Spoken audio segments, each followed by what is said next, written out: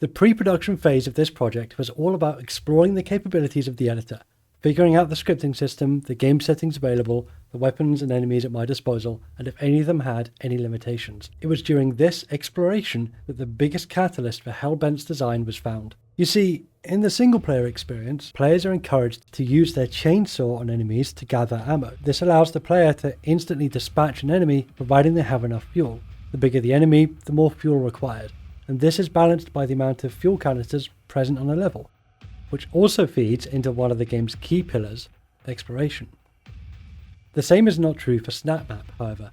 By default, killing an enemy in any which way will drop all resources for the player: health, armor, and yes, ammo, effectively nulling the purpose of the chainsaw within the game's sandbox, and having a huge impact on the game's balance. If killing anything can give you everything you need, the player needn't worry about resource management at all, which is a fundamental part of the game's push-forward combat design. Knowing that I could not recreate the single-player campaign experience one for one empowered me to do something different.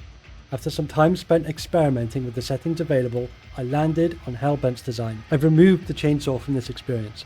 Instead, glory killing enemies provides you with ammo. To balance this, the only enemies you're capable of glory killing are fodder demons. This keeps the game's push-forward design philosophy whilst adding a twist to the game loop, inviting a fresh new experience. This direction changes everything. It changes how the combat encounters will feel and how they should be designed. It takes a step back from the power fantasy of Doom 2016, where every demon can be executed with your bare hands and should have a meaningful impact on the player's other abilities and strength so as to feel cohesive. To that end, the player's strength has been reduced across the board.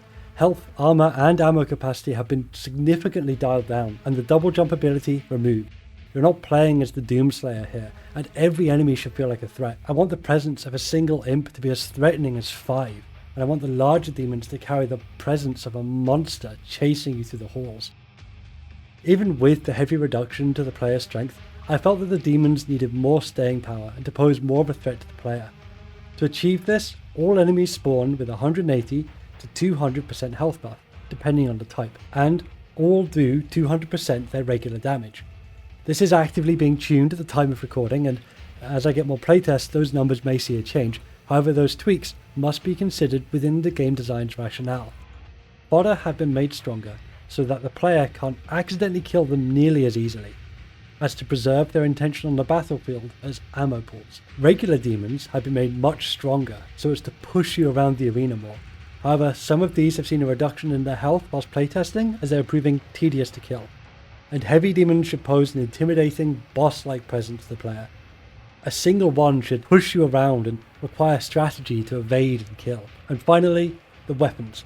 In this chapter there are 3 of them, and you start with the burst rifle, a weapon not seen in the single player campaign. The burst rifle fit perfectly with my design intentions. It's a medium range weapon that chews through ammo and can stagger fodder in 2 body shots, making it an ideal weapon to tutorialize the player on the adjusted game loop. The combat shotgun with the explosive shot mod is next. This weapon is immediately challenged by the presence of enemies with shields. There is less fodder available in these encounters as well, to punish the player's overzealous use of the explosive shot and to force them to be more controlled. The third encounter is complemented with the plasma rifle with the stun shot mod. This is the first encounter where you're going to be presented with 2 heavy demons to fight simultaneously, so the use of that stun shot is heavily encouraged to provide you with more breathing room. The gameplay experience is wildly different from the campaign, and so would cause some tension with the narrative if it were framed as having a direct link to its story and characters. There are many ways to approach this, and I've opted to create a new protagonist.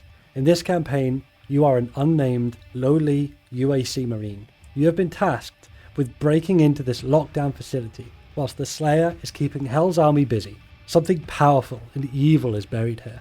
The closer you get to it, the more tormented you become by its influence. This is told to the player through abrupt cutaway scenes, voice lines, and through non-Euclidean level segments that are meant to confuse and bewilder the player. Doom 2016 has a scarier, darker mood than its 2 sequels, and is a lot closer to Doom 3 and Doom 64 in its atmosphere and tone. Those games powerfully use lighting and the lack thereof to enhance the experience, and as you're playing as a weaker character, I want each encounter to feel a lot more intimidating.